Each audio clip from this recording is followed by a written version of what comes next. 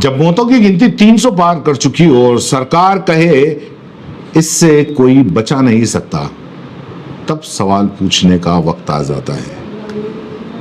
सलाम नमस्ते दोस्तों, मैं हूं अख्तर खान। मैं आज आपको इस हादसे जो अहमदाबाद प्लेन क्रैश हुआ, उस हादसे की खबर नहीं सुनाने आया हूं।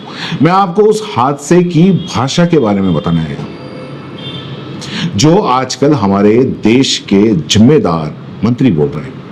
अहमदाबाद एयरपोर्ट से टेक ऑफ के बाद क्रैश हुए प्लेन में 300 से ज्यादा लोग जिंदा जल गए और इस पर देश के गृह मंत्री का बयान आया कि ऐसे हादसों को टाला नहीं जा सकता, यह विधि का विधान था।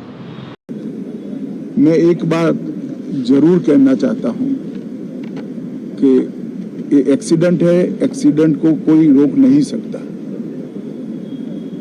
परंतु 365 दिन। जी हां, आपने सही सुना, विधि का विधान।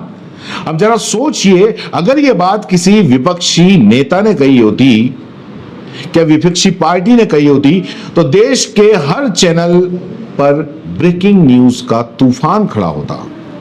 देश से माफी मांगो, इस्तीफा दो, देश की आत्मा घायल है। लेकिन आज सब खामोश है, कोई सवाल नहीं पूछेगा। गोदी मीडिया तलवों में लिपटी हुई है उनकी जबान। आइए थोड़ा पीछे चल के याद करते हैं। पुलवामा में 40 जवान शहीद हुए, रक्षा मंत्री नहीं बदले।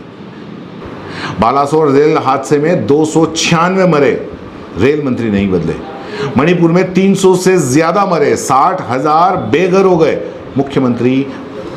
आज अहमदाबाद में 300 मौतें हो गई, कोई जिम्मेदार नहीं। क्या इन घटनाओं में कोई इंसानी लापरवाही नहीं थी?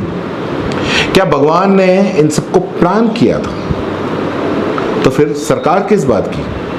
अगर हर मौत को होनी कहकर टाल देना है, तो इन मंत्रियों की जरूरत क्या है?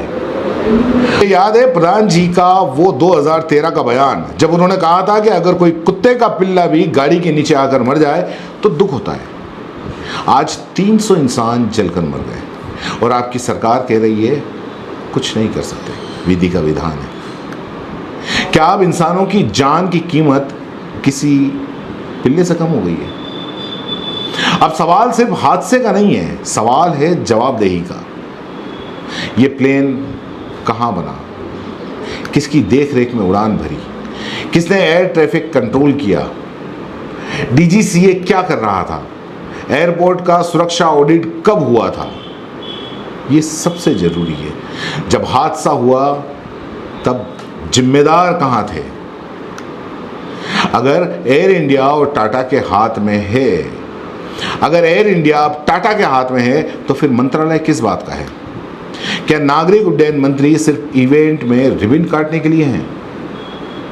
हकीकत यह है दोस्तों, यह सरकार हादसों के बाद सिर्फ एक स्क्रिप्ट पढ़ती है।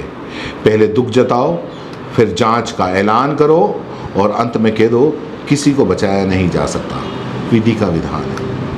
बस यही 3 लाइनें, यही प्रधान जी की आपदा मैनेजमेंट पॉलिसी है।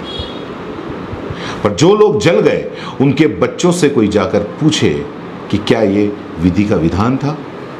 उनकी माओं से पूछो कि क्या ये ईश्वर की मर्जी थी?